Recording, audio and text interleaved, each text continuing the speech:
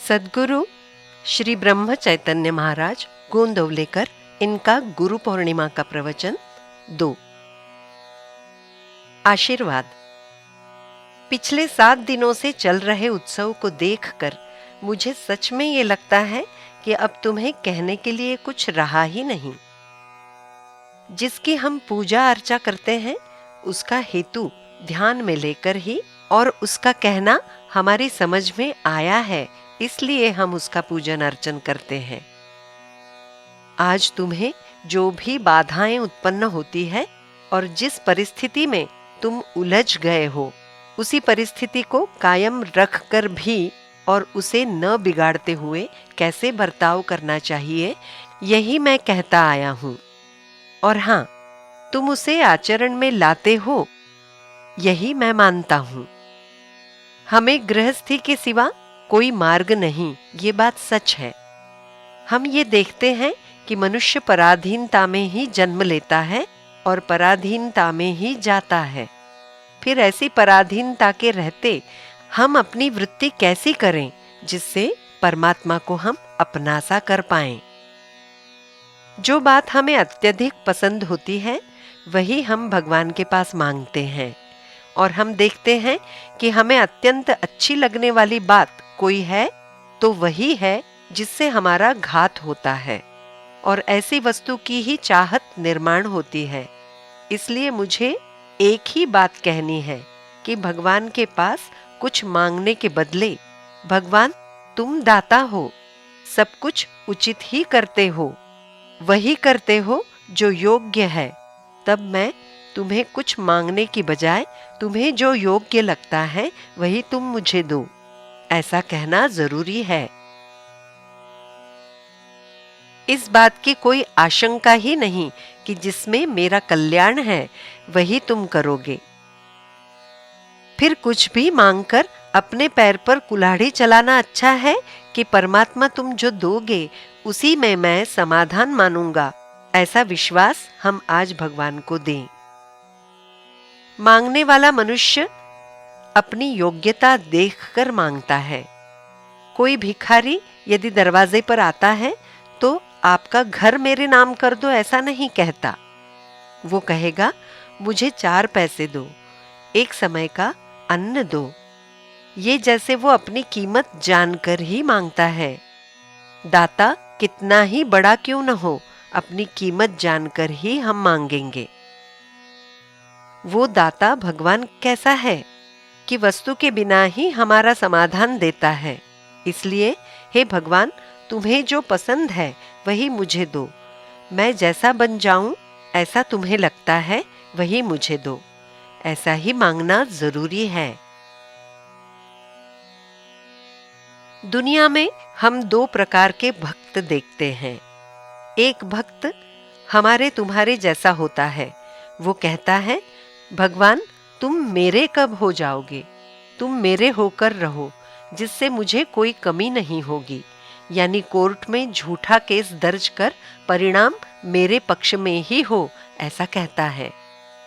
दूसरा भक्त होता है, वो कहता है भगवान अब मेरा कुछ बचा ही नहीं, अब मैं तुम्हारा होकर रहूंगा। इसका अंतर तुम्हारी समझ में आता है क्या?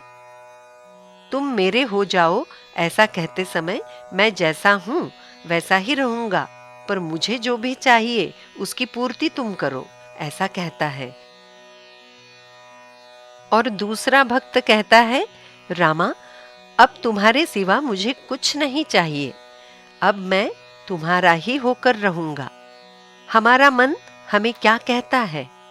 हम इनमें से कौन से भक्त हैं? यदि आप पहले भक्त जैसे हैं तो आपको अवश्य ही ऊपर जाना होगा। अब तक हे परमात्मा, मैंने जो मांगा उसकी पूर्ति तुमने की, अब मेरा मांगना भी नहीं थमता और तुम्हारा देना भी नहीं थमता। फिर वासना के कारण मेरा अंत होगा, यही दिखाई देता है। तो हे परमात्मा, अब एक ही बात करो, अब मांगने की बुद्धि ही मुझे मत दो। परमात्मा जैसा दयालु कौन है? छोटा बच्चा माँ की गोद में होता है तो माँ चम्मच से उसे जो भी पिलाती है वो आ करके पी लेता है। इसी तरह हम भगवान के पास रहें। उस बच्चे को विश्वास होता है, मुझे मारने के लिए माँ कुछ दे रही है, ऐसी आशंका भी उसके मन में नहीं आती। उसी तरह मैं कहता हूँ कि परमात्मा ने हमें जिस अवस्था में रखा है, उसी अवस्था में समाधान पूर्वक रहना ही हमारा तुम्हारा काम है। परंतु व्यवहार की संगत छूटती नहीं और हमें भगवान तो चाहिए। ऐसी अवस्था में कुछ करना जरूरी है, तो वो ये कि व्यवहार में प्रयास करें, बड़ी अथकता से करें, परंतु फल मात्र हे भगवान तुम्हारी इच्छा से जो भी हो वो मिले, ऐसा कहकर उसी में समाधान मानने का अभ्यास करें। तभी तुम्हें कुछ सधेगा, अन्यथा कुछ नहीं सधेगा।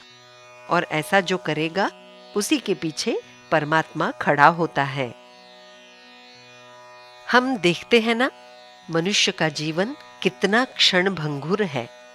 कितनी सत्य बात है कि किसी न किसी निमित्त से क्यों न हो, कितने बड़े बड़े लोगों ने जन्म लिया, राम कृष्णादि अवतार हुए, बड़े बड़े सत्पुरुष हुए, परंतु आज वो हमें दिखाई नहीं देते। परंतु देह में रहते उन्होंने जो कर्म किए, उनकी सत्ता और शक्ति आज भी उसी तरह काम कर रही है। वो नहीं है, पर उनकी सशक्त सत्ता उनकी बराबरी से ही आज काम कर रही है। उसी तरह परमात्मा गए हैं, फिर भी हमें ऐसा वरदान देकर रखा है और ऐसा वचन कहा है कि उसका जतन जो करेगा उसे मैं प्राप्त हो जाऊंगा, मैं उसका होकर रहूंगा। उन्होंने ये भी कहा है कि तुम मेरे हो जाओ, ऐसा तुम्हें लगता है ना? तो तुम ऐसा करो कि अति दक्षता से गृहस्थी करो, प्रयास में कभी पीछे मत हटो, परंतु फल देने वाला मैं हूं, ये भावना रखकर तुम बर्ताव करो। जो भी परिस्थिति आए उसमें समाधान बिगड़ने न दें, और मैंने जो औषधि बताई है वो लेते रहें। और वो औषधि कोई होगी तो वो भगवान का नाम है। उसी नाम में रहने का सच में तुम अभ्यास करो। इतने अट्टहास पूर्वक मैं कह रहा हूं और तुम सभी लोग नाम स्मरण नहीं करते होंगे, ऐसी आशंका मेरे मन में कभी नहीं आती, क्योंकि यदि तुम नाम न लेते तो यहां तक आने की बुद्धि तुम्हें होती ही नहीं। पर तुम सभी ऐसा निश्चय करो कि नाम के बिना जीना सत्य नहीं। नाम के बिना न जिए ऐसा मुझे सचमुच लगता है, ऐसा मुझे मन से लगता है। एक बार तो भगवान का नाम लो, नाम लेते लेते एक दिन इतना नाम आएगा कि भगवान भी कांप जाएंगे। और मैं कहता हूं कि तुम जहां रहोगे वहीं वो आकर खड़े हो जाएंगे। मेरा वो भक्त कहां है, ऐसा उन्हें लगेगा। मैं कुछ भी कह रहा हूं ऐसा न समझो। उस नाम में विश्वास रखकर तुम बर्ताव करो। नाम पर रखी निष्ठा कैसे काम करती है, ये जिसका उसे ही समझ में आएगा। अब तुमसे एक ही कहना है कि जो पूजा तुम करते हो वो तुम्हें बताई बात आचरण में लाओगे, तभी सच्ची पूजा साबित होगी। और फिर जो भी करोगे उसमें परमात्मा तुम्हें हाथ दिए बिना नहीं रहेंगे। हम तुम दुखी रहें ऐसा परमात्मा को कभी नहीं लगता।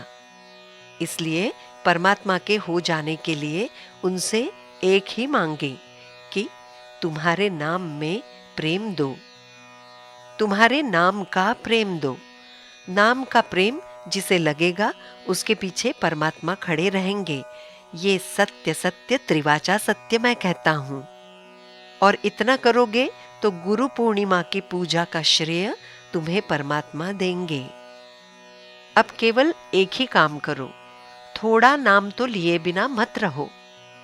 उसके लिए कोई बड़ी क्रिया या विधि होती है ऐसा नहीं है, है ना? चाहत से और प्रेम पूर्वक भगवान का नाम लो। एक बार उसे व्याकुल होकर उसे ऐसी पुकार लगाओ कि भगवान को तुमसे आकर मिलना चाहिए, ऐसा लगना चाहिए। ऐसा तुम करोगे तो राम तुम सबका कल्याण करेंगे। सभी अपनी गृहस्थी उत्तमता से करें। गृहस्थी के कर्तव्यों को न भूलें और उन्हें करते समय भगवान का नाम स्मरण छोड़ न दें, और राम कृपा करेंगे ये भरोसा रखें। सुख से रहें, आनंद में रहें, यही मेरा आशीर्वाद। जानकी जीवन स्मरण जय जय राम।